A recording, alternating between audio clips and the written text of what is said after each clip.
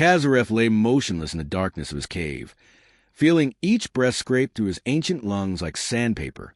His scales, once the brilliant crimson of a dying star, had faded to the dull rust of old blood.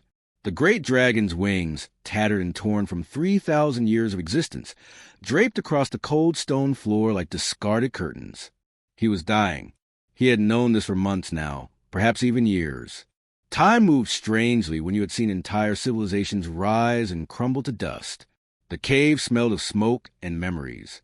Kazareth had chosen this place on purpose, far from the trade routes and busy spaces where the younger races built their empires. Verdigris Prime had been a mining colony once, but the humans had abandoned it decades ago when the ore ran out. Now it was just empty mountains, dead forests, and him. Perfect. He did not want company when the end came. He had been alone for 500 years. What difference would a few more days make? Through half-closed eyes, Kazareth stared at the cave entrance where pale sunlight struggled to reach him. Outside, he could hear the wind howling through the valley. It sounded almost like voices, like the songs as people used to sing before the war. Before the convergence came and decided that species who would not join their collective had no right to exist. The Drakes had been proud. Too proud, perhaps. They had ruled 17 star systems with honor and strength. They had never bowed to anyone. When the convergence demanded submission, the Drakes had answered with fire. It had not been enough. Kazareth had survived only because he had been away, carrying a message to a distant world. When he returned, his home planet was a ball of glass and ash. Every member of his species, every egg, every hatchling, every elder, gone, turned to vapor in orbital bombardment. He had tried to find others. For 100 years, he searched every corner of known space. Nothing. He was the last. After that, Kazareth had simply wandered. He watched the humans spread across the stars like ambitious insects. He saw the VRYNN build their crystal cities. He observed wars and peace treaties and the birth of new species taking their first steps into the void. He watched it all from a distance, never participating, never connecting. What was the point? Everyone he loved was dead. His culture was extinct. He was a relic, a living fossil who had outlived his purpose. A distant rumbling shook the cave, pulling Kazareth from his thoughts. His head lifted slightly, ancient muscles protesting the movement. That sound, he knew that sound. A ship in distress. Kazareth dragged himself to the cave entrance, each movement in agony. His claws scraped against stone as he pulled his massive bulk forward. When he finally reached the opening, he looked down into the valley below. A human colony ship lay broken across the landscape, like a child's discarded toy. Smoke poured from its engines. The hull was split in 3 places. Emergency lights flickered weakly along its side. It must have come down hard, perhaps an engine failure or navigation error. Kazareth watched and waited. Soon, he thought, rescue ships would arrive. The humans were good at that, always rushing to save their own. He had seen it many times. But hours passed and no ships came. The dragon's enhanced hearing picked up the ship's distress beacon. It pulsed weakly for about an hour, then died completely. He understood then. The crash had damaged their communication systems. No one knew they were here. No one was coming. Kazareth settled back into his cave. Not his problem. The humans were resourceful. Surely some had survived. They would find a way to signal for help eventually. He returned to his spot in the darkness and closed his eyes. His hearts, both of them, beat slowly in his chest, tired and ready to stop. Soon, he told himself. Soon this would all be over. He would join his people in whatever came after. 3 days passed. Kazareth did not move except to breathe. He felt his strength leaving him like water draining from a cracked cup. His fire, the eternal flame that burned in every Drake, had become barely a flicker. This was good. This was right. He would die alone, as the last his kind should. Then he heard it. Soft footsteps at his cave entrance. Small ones. Kazareth's eyes opened. A human child stood at the entrance of Kazareth's cave, silhouetted against the afternoon light. She was tiny, barely tall enough to reach his smallest claw. Her environmental suit hung in tatters, revealing a bright yellow shirt underneath. In one hand, She clutched a stuffed animal that might have once been a rabbit. The child looked at him with wide, curious eyes. No fear, no screaming, just interest. Kazareth stared back, too stunned to move. In 3,000 years, he had seen many reactions to his presence. Terror was the most common. Awe came second, sometimes hatred or aggression. But curiosity? From something so small and fragile? Never. The toddler took another step forward. Then another. Her small shoes made soft padding sounds on the cave floor. "No," Kazareth rumbled, his voice like grinding stones. "Go back. Leave." The child tilted her head at the sound, then smiled.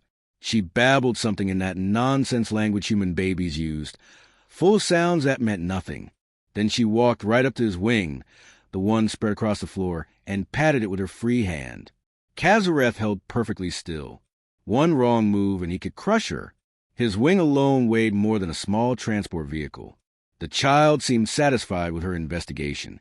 She yawned, showing tiny teeth. Then, to Kazareth's absolute horror, she lay down against his wing, using it like a blanket. She tucked her stuffed rabbit under her chin, closed her eyes, and within moments, her breathing slowed into sleep. The dragon did not know what to do. He could leave, simply stand up and walk away. The child would wake, realize she was alone, and find her way back to the ship. That was a logical choice, the smart choice. But Kazareth found he could not move. The warmth of the small body pressed against his scales created a sensation he had not felt in centuries. He had forgotten what it was like to be touched by another living thing with trust instead of fear. Just until she wakes, he told himself. Then he would go to the ship and alert any survivors. They could collect their lost offspring. This was not his concern. An hour passed. The child slept on, occasionally making small sounds or shifting position. Kazareth remained frozen, afraid any movement would wake or harm her. When she finally stirred, the toddler sat up and rubbed her eyes. She looked at Kazareth, seemed to remember where she was, and smiled again. This time she pointed at him. "Rar, rar," she said clearly. Kazareth blinked. Was that supposed to be his name? Or perhaps her word for dragon? Or simply baby nonsense? The child stood up, wobbling slightly, and patted his wing again. "Rar, rar," she repeated, sounding pleased with herself. Then her expression changed. Her small face scrunched up, and tears began forming in her eyes. Crying, of course. Human young cried when they wanted something. "What?" Kazareth asked, exasperated. "What do you need?" The child pointed at her mouth. Hungry. She was hungry. Kazareth groaned, a sound that made the cave walls vibrate. This was becoming complicated. He should take her back to the ship immediately. But something stopped him. Perhaps it was knowing that he had already wasted hours. Perhaps it was the way she had slept so trustingly against him. Or perhaps, deep in a heart he thought had turned to stone, he was simply curious about this impossible creature who showed no fear. "Fine," he muttered, "but only because you are here." Kazareth rose to his feet, his massive body unfolding like a mountain coming to life. The child stumbled backward, but did not run. Instead, she raised her arms up toward him, making grabbing motions. She wanted to be carried. Using the utmost care, Kazareth lowered his head. The child immediately grabbed onto one of his horns and tried to climb. She made it halfway up his snout before sliding back down. After several attempts, Kazareth gently scooped her up in one massive claw, creating a cage of talons around her to keep her safe. Together, they left the cave. The walk to the crashed ship took longer than expected. Kazareth moved slowly, constantly checking that the child remained secure. She seemed delighted by the journey, pointing at birds and clouds and making excited noises. When they reached the ship, Kazareth's enhanced senses immediately told him what he had feared. Death. The smell was unmistakable. He carefully placed the child on the ground and approached the main hull breach. Inside, he found them, 23 bodies. The crew and colonists had not survived the impact. Among them, he found 2 humans wearing the same yellow color as the child's shirt. Their faces held a resemblance to hers. Her parents. Kazareth looked back at the toddler. She had found a piece of torn metal and was banging it against a rock, creating a rhythmic sound that seemed to amuse her greatly. She had no idea she was alone in the universe now. Just like him, Kazareth spent the next hour searching through the wreckage while the child played nearby. He found the ship's food synthesizer, barely functional but still operational. Supply crates held formula powder, water purification tablets, and various containers with pictures of babies on them. He gathered what he could carry. The dragon had never raised young before. The drakes laid eggs and guarded them fiercely. But once hatched, dragonlings were nearly independent. They could hunt within days and fly within weeks. Human children, he was learning, were pathetically helpless. Back at the cave, Kazareth faced his first real challenge. The formula powder needed to be mixed with water and warmed. Simple enough in theory. In practice, his claws were designed to tear through starship armor, not manipulate small containers. He tried holding the bottle between two talons. It shattered. He tried using his smallest claw to scoop powder. Half of it spilled across the cave floor. The child, whom he had learned from her ID bracelet was named Emma-chun, sat watching him with patient eyes. She did not cry or complain. She simply waited, trusting that the large creature fumbling with her food would figure it out. After the fifth attempt, Kazareth finally managed to mix the formula without destroying the bottle. Then came the warming. He breathed the gentlest stream of fire he could manage, heating the bottle gradually. When he tested the temperature on his scales, it felt right. Emma drank eagerly, her small hands trying to hold the bottle herself. When she finished, she let out a satisfied burp that made Kazareth's mouth twitch in what might have been amusement. Days turned into weeks. Kazareth developed a routine he never thought possible. He woke when Emma woke, usually at dawn. He prepared her food, cleaned her as best he could with water from a nearby stream, and kept her entertained throughout the day. The child treated him like a combination of playground and parent. She climbed on his legs, slid down his tail, and hid among his wings during games she invented. When she grew tired, she would curl against his side, and Kazareth would hum the old drake's lullabies his own mother had sung to him 3,000 years ago. He told himself this was temporary. A rescue ship would come eventually. He was simply preventing waste. The child was alive, so she should remain that way. It meant nothing more. But late at night, when Emma slept against his chest and he could feel her tiny heartbeat through his scales, Kazareth knew he was lying to himself. He had begun to care. The dragon started talking to her, even though she could not understand. He told her about the drakes, about flying through nebulas and dancing in solar winds. He described his home world's triple moons and the crystal caves where his people had kept their treasures. Emma would listen, her eyes wide, occasionally repeating sounds. "Roar, roar," she would say, patting his scales. Then other sound that might have been attempts at Drake's words. One afternoon, Kazareth was arranging his small hoard, worthless trinkets he collected over centuries, when Emma toddled over. She picked up a broken star compass and examined it with intense concentration. Then she placed it carefully in a new spot, as if organizing the hoard herself. Something in Kazareth's chest tightened. This was what family felt like. He had almost forgotten. That evening, as he was warming Emma's dinner, every sensor in his old body suddenly screamed danger. His head snapped up, nostrils flaring. A ship was entering orbit, but the signature was wrong. Not human, not a rescue vessel. KRYLL.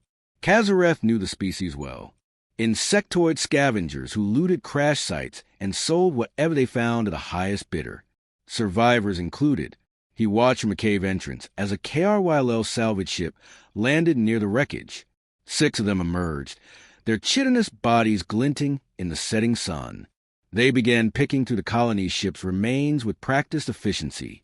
Emma tugged on his wing. Rar. Kazareth looked down at her.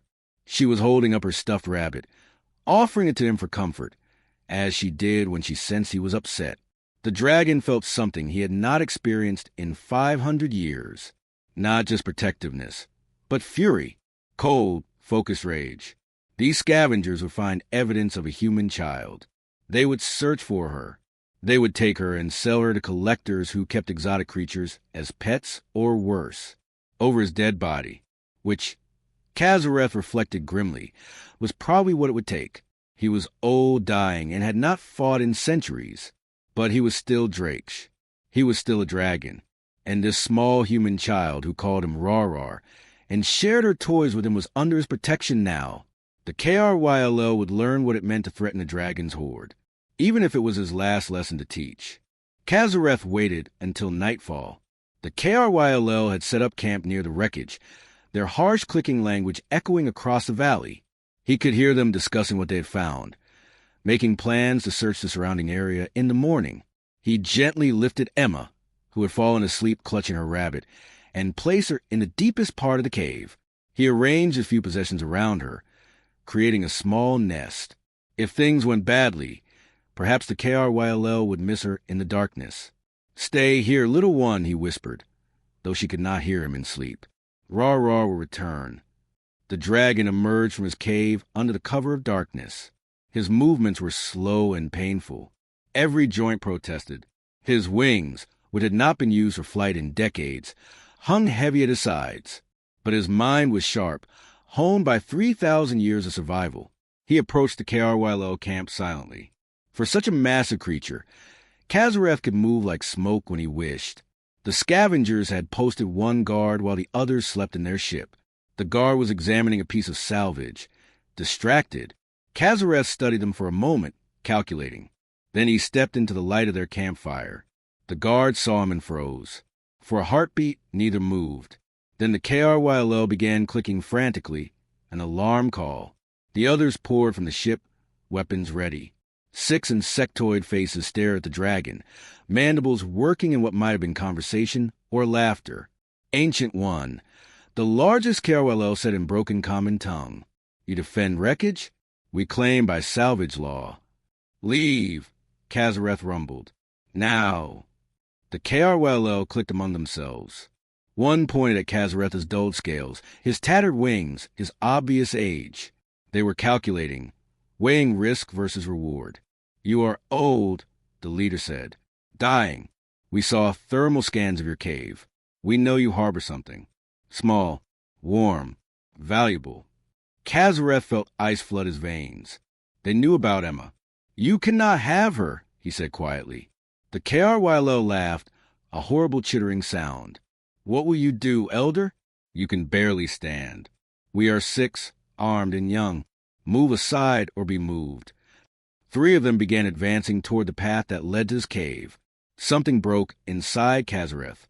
Or perhaps it was something that had been sleeping, finally waking up. He had spent 500 years waiting to die, believing he had nothing left to fight for. But that was before a tiny human child had fallen asleep on his wing, before she had called him Rar and shared her toys and trusted him completely. The dragon reared back and roared. It was not the weak, rasping sound he had been making for months. This was the battle cry of the Drakes, the sound that had once made empires tremble. It shook the valley. Birds fled from trees. The KRYLO stumbled backward, their confidence cracking. Then Kazareth breathed fire. He had thought the flame dead, reduced to barely a spark. He was wrong. The fire had been waiting dormant, conserving itself for one final purpose. Now it erupted from his jaws in a column of white-hot fury that turned night into day. The KRYLO scattered, screaming in their clicking language. One was too slow and caught the edge of the flame. Its armor melted. The others opened fire with their salvage weapons, but Kazareth was already moving.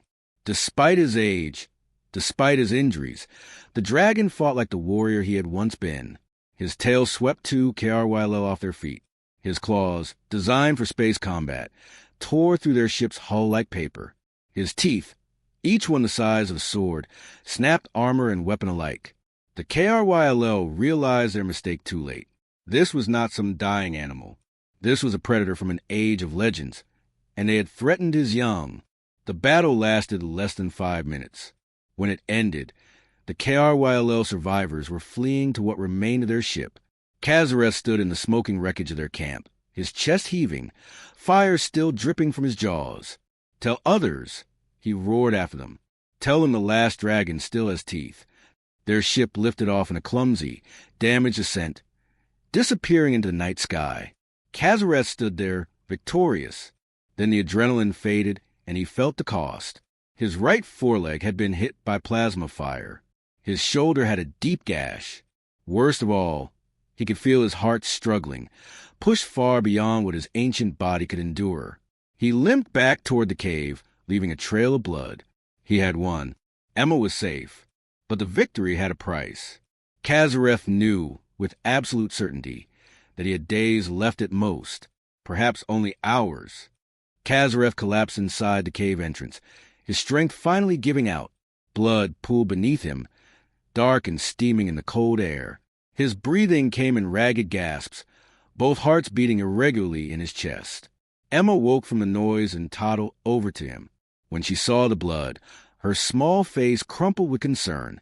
She pressed her tiny hands against the scales, as if trying to push the wounds closed. Then she offered him her stuffed rabbit, the way he had seen her do when she needed comfort. "Rar hurt?" she asked, her baby voice trembling. The dragon managed to lift his head slightly. "Rar is fine, little one." But he was not fine. His enhanced senses told him everything he needed to know. The plasma burns were deep. The exertion had damaged his already failing hearts beyond repair. He had perhaps 2 days before his body simply stopped functioning, and the KRYLO would return. He had damaged their ship, humiliated them. They would call for reinforcements. A full harvester vessel would come, and this time there would be dozens of them, maybe hundreds. Emma would be defenseless. Using the last of his strength, Kazareth dragged himself to the colony ship's communication equipment he had salvaged weeks ago. His claws fumbled with the controls, far too large for the human-sized buttons. Emma watched, confused, as the strange device lit up with colors. Kazareth had never asked for help in his entire life. The Drakes were proud. They solved their own problems, or died trying. But this was not about pride anymore. This was about a child who trusted him. He activated the Human Distress Network and began composing a message. It took him an hour to type with his claws what should have taken seconds. He included coordinates, Emma's identification data, and information about the KRYL threat. Then he added something that made his ancient heart ache. He offered humanity the locations of every Drake's archive, treasure vault, and technology cache he knew. The hidden knowledge of his entire species, preserved in secret locations across the galaxy. All of it, in exchange for one human child's safety. It was his entire heritage. The last gift of a dying race. He pressed send and waited. Hours passed. Emma grew hungry, but the food synthesizer had finally broken completely. Kazareth tried to comfort her, letting her curl up in his uninjured wing. He hummed the lullabies, his voice growing weaker with each verse. A full day went by. No response. Kazareth felt despair creeping in. Perhaps the message had not reached anyone. Perhaps humans did not care enough to risk conflict with the KRYL over one child. Perhaps he had failed. On the second day, Emma was barely moving, weakened by hunger and dehydration. Kazareth gave her the last of the clean water, knowing it was not enough. He lay with his wing draped over her, trying to keep her warm, knowing his own body temperature was dropping as his systems failed. Then his sensors detected ships in orbit, multiple vessels. But whose? Kazareth prepared himself for the worst. If the KRYL had come in force, he would fight them with his last breath. He would buy Emma whatever time he could, even if it was only seconds. But the ships that descended were not KRYL. They were human, a military destroyer with the designation HMCS Vancouver, flanked by 2 escort frigates. They did not land gently. They came in fast and hot, weapons armed, ready for battle. The KRYL harvester ship that had been approaching from the other side of the planet immediately changed course and fled. The human destroyer did not pursue. Instead, it landed in the valley, and armored Marines poured out, weapons ready, moving with precise military efficiency. Kazareth watched them approach his cave. He tried to rise to show he was not a threat, but his body would not obey anymore. A woman in a commander's uniform entered the cave cautiously, her weapon lowered but ready. Behind her, medics carried equipment. She saw Kazareth first, then Emma tucked beneath his wing. "Hold fire," the commander ordered her troops. She approached slowly, hands visible. "I'm Commander Sarah Hawks of the Human Colonial Navy. We receive your message." Emma stirred at the sound of human voices. She sat up, looking confused and frightened by all the strangers. "Rar," she called out, reaching for Kazareth. Hawk's expression softened. She knelt down, her eyes moving from the dying dragon to the child he had protected. Then she did something Kazareth never expected. She saluted him. A full military salute, fist to chest, the kind humans reserve for their greatest heroes. "She'll remember you," Hawk said quietly. "Humanity doesn't forget its debts. I promise you that." Kazareth felt something warm in his chest, and for a moment he thought it was his fire rekindling one last time. But it was something else. Something he had not felt in 500 years. "Peace. Her name is Emma," he whispered. "Take care of her. We will," Hawks promised, "and we'll tell her story. We'll make sure everyone knows what you did." Medics moved in, gently extracting Emma from beneath the dragon's wing. She cried and reached back for Kazareth, calling "Rar" over and over. The sound broke something in the ancient dragon's hearts. Hawk stayed with him as the medics carried Emma to the ship. "The archives you mentioned," she said, "we'll preserve them. Your people's knowledge won't be lost." Kazareth managed a slight nod. His vision was fading now, the world growing dim, but he could still hear Emma crying for him in the distance. The sound grew fainter as they carried her to safety, to life, to a future he had given her. The last dragon closed his eyes, and for the first time in 5 centuries, he was not alone. He had found purpose. He had found connection. He had found, in the final days of his impossibly long life, something worth dying for. Emma Chin would live. She would grow up. She would remember. And perhaps, Kazareth thought as darkness finally claimed him, that was enough. That was more than enough.